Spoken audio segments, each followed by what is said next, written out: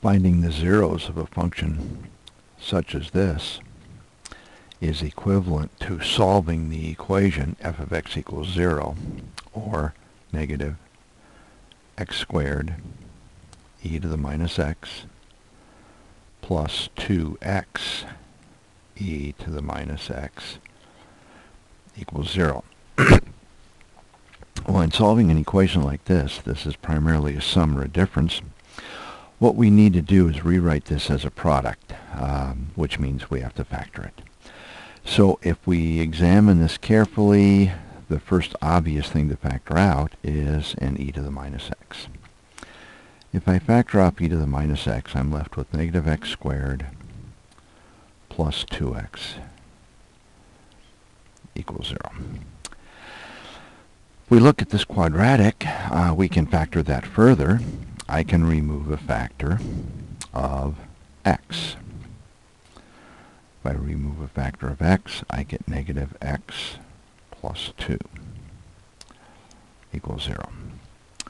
Now we have a product of three factors equaling 0, and we know that that means that each one of the factors in turn might be 0.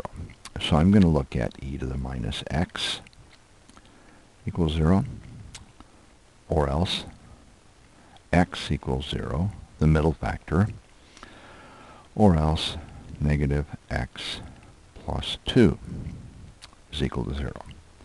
So we will solve each one of these three equations one at a time.